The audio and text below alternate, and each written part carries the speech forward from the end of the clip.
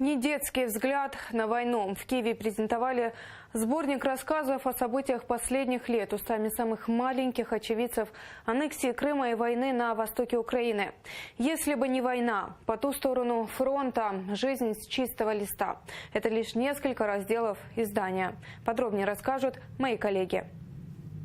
Родители 17-летней Яны – военнослужащие из Крыма. Март 14-го девушка называет страшным сном. Рассказывает, в школу в Новофедоровке ходила мимо зеленых человечков. А именно в их доме был убит первый офицер этой необъявленной войны. После морского похода отцу Яны, украинскому военному, пришлось высаживаться уже в Одесском порту. Они с мамой сначала переехали к бабушке в Запорожье, а затем в Николаев.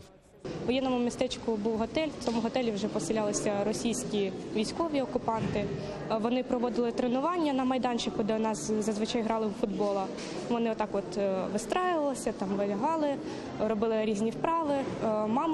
Моя мама роботала в зв'язку, і щоб їх звідти выманити, туди кидали дымовые шашки. Свое эссе «Кровавая крымская весна» крымчанка прислала на конкурс. Теперь оно напечатано в книге «Недетский взгляд на войну». Истории крымской татарки Львины среди победителей нет, но она гордится своим отцом, ветераном АТО. Свой рассказ она посвятила ему. Я прийшла додому, і мама сиділа, плакала. Я у мами спитала, що сталося, вона сказала, що тата забирають. За ці 1,5 роки відбувалося щось жахливе, тому що тато набрав слухавки. В сборник вошли истории детей, пострадавших от войны на востоке Украины и аннексии Крыма. Среди них переселенцы, дети участников АТО и те, кто слышал о войне от родственников и от друзей. У людей вселилося якесь страшне зло, якраз під назвою «Війна». Причина всьому – це росіяни, яким просто-напросто заманулася війни. Организаторы конкурса получили более 250 детских произведений, 170 из них вошли в сборник. Ограничений в условиях конкурса не было. Історії тих дітей, які мали якусь певну свою логіку викладу.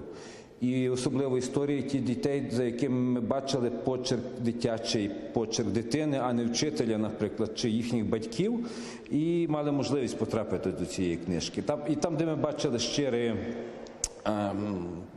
щирі почуття дитини.